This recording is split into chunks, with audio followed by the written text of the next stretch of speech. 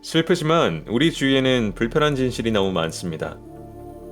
크리스마스 날 선물을 주었던 사람은 산타가 아니라 실은 우리 부모님들이었고, 세상에는 노력만으로 안 되는 것이 있다는 사실 말입니다. 하지만 제가 말하고자 하는 이 불편한 진실은 아마 여러분들에게 상상도 못할 고통을 안겨줄 거라 확신합니다. 바로 여러분은 언젠가 관계의 종료, 즉 시련을 겪을 것이라는 겁니다. 사람들은 여러 가지 이유로 다른 사람들과 관계를 맺지만, 여러분이 사랑하는 사람과 맺는 관계는 다른 관계와는 비교할 수 없을 정도로 소중하고 중요한 것입니다. 하지만 이런 소중한 관계를 가지고 있다고 해서 모두가 해피엔딩을 맞는 건 아닙니다. 카페에 마주 앉아 얘기하는 건 오히려 다행입니다. 문자 한 통으로 이별을 통보하거나 어느 순간 연락이 끊기면서 헤어지는 경험은 다시는 겪고 싶지 않을 정도로 끔찍한 순간일 겁니다. 한편 친구들이나 주위 사람들은 여러분의 시련과 그에 따른 고통을 마치 뜻깊은 경험이나 일시적 현상인 것처럼 이야기합니다. 어차피 인생에 한 번쯤은 거쳐가야 해. 일에 몰두하면 언젠간 사라질 거야. 라는 말과 함께요.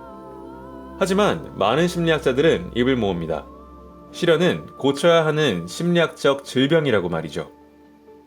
사람이 시련에 직면하게 되면 심각한 심리적 고통을 받으며 이에 대한 이유를 찾으려 합니다.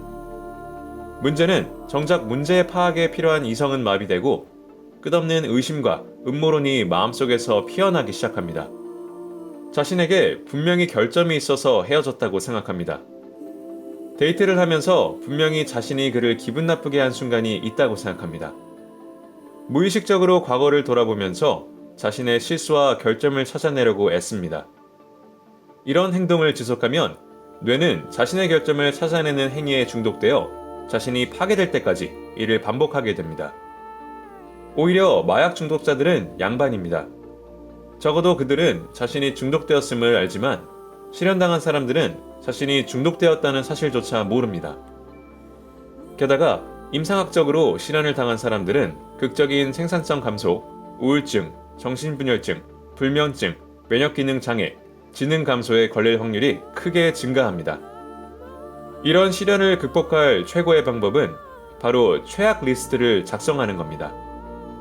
시련의 고통에서 벗어나는 과정에서 가장 위험한 장애물 중 하나는 여러분의 뇌가 무의식적으로 헤어진 사람에 대한 좋은 이미지만을 기억해 반복 재생한다는 겁니다.